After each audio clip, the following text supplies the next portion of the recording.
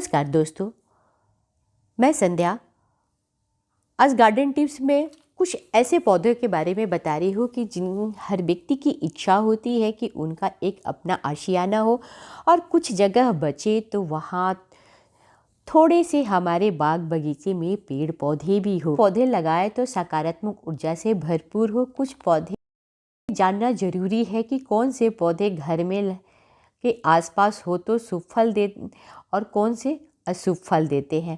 तो फ्रेंड्स, ये हमारा बेल का पौधा है और मैं इसे सीड से ग्रो की हुई थी। ये करीब करीब 1 फीट से ऊपर हो चुका है, लेकिन अभी तक इसमें 3 पत्ते नहीं बने हैं। और अब मैं इसे आज हटा रही थी तो इसके गमले भी मुझसे टूट गए गिरकर।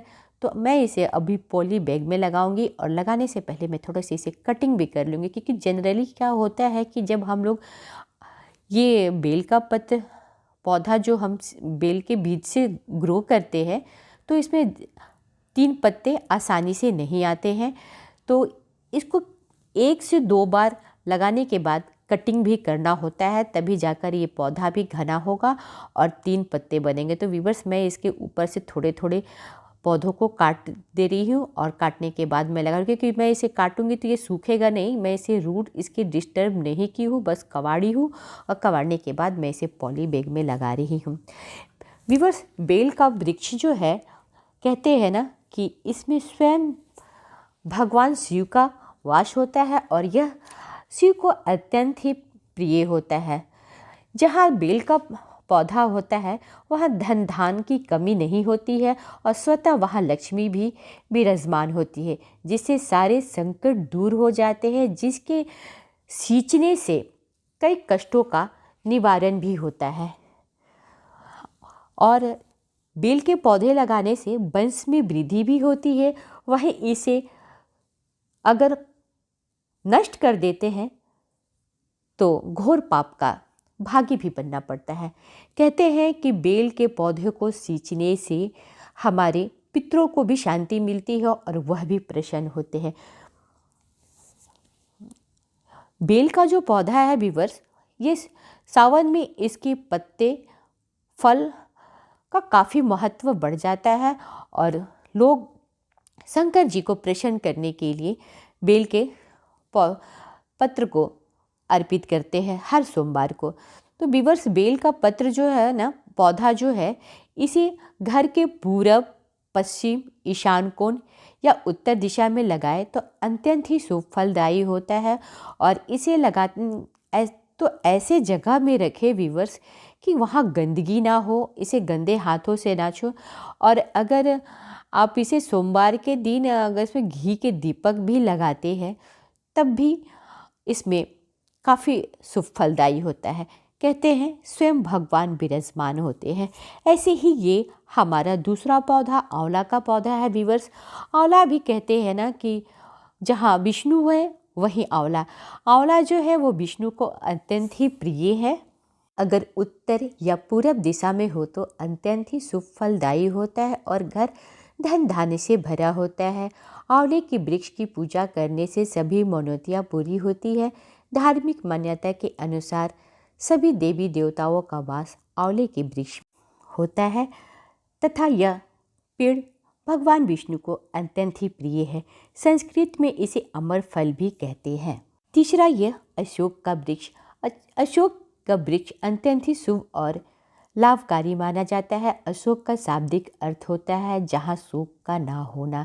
यह अपने नाम के अनुकूल ही कार्य करता है और जिस घर में अशोक के वृक्ष होते हैं वहाँ किसी प्रकार का कोई भी कष्ट नहीं आता है। ये हमेशा शुभ फलदायी होता है और मांगलिक कार्य से धार्मिक कार्य तक में इसके पत्ते यूज होते हैं।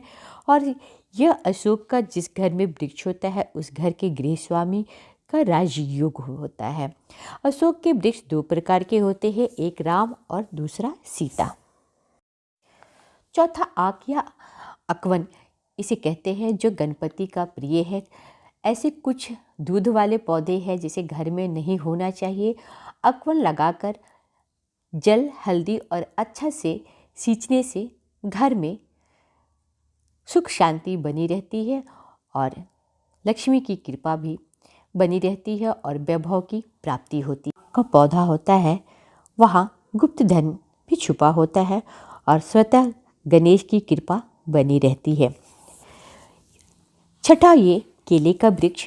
केले का वृक्ष भी भगवान विष्णु को अत्यंत प्रिय है और बृहस्पति के दिन इसे पूजा करते हैं और धार्मिक अनुष्ठान से लेकर शादी ब्याह छोटे बड़े कोई भी पूजा या धार्मिक मांगलिक कार्य हो वहाँ केले के फल और केले के पत्तों का पूरा प्रयोग किया जाता है।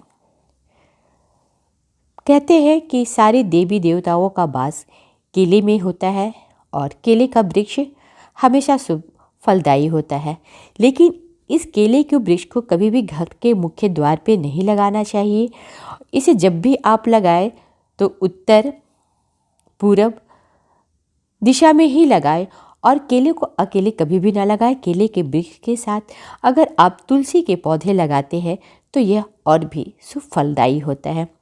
छठा ये हमारा लक्ष्मी कमल है और यह लक्ष्मी कमल भी हमारे घर के वास्तु सुख शांति सभी को दुरुस्त करता है और यह भी एक सर्कुलेंट फैमिली से है ये पौधा और फेंगशुई में भी इसे बहुत शुभ फलदायी वाला पौधा माना जाता है और लक्ष्मी कमल को लगाने में भी इसे पूरब ईशान कोण उत्तर दिशा में लगाने से यह ज़्यादा अच्छा फलदायी होता है।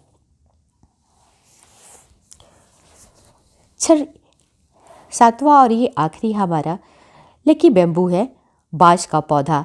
व्यूअर्स कहते हैं ना कि बांस जिस घर में होता है उस घर के लोग हमेशा ऊपर की ओर तरक्की करते हैं क्योंकि बांस जो है वो हमेशा ऊपर की दिशा में बढ़ता है और वैसे ही जिस घर में बांस होता है ना वहाँ गुड लक हमेशा बना रहता है।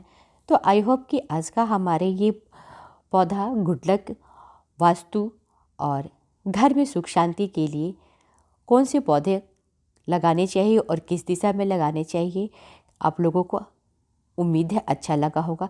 अच्छा लगता है तो व्यूअर्स लाइक कीजिए, कमेंट कीजिए और सब्सक्राइब कीजिए। तो फिर मिलते हैं हम लोग नेक्स्ट वीडियो में। Okay viewers, bye bye.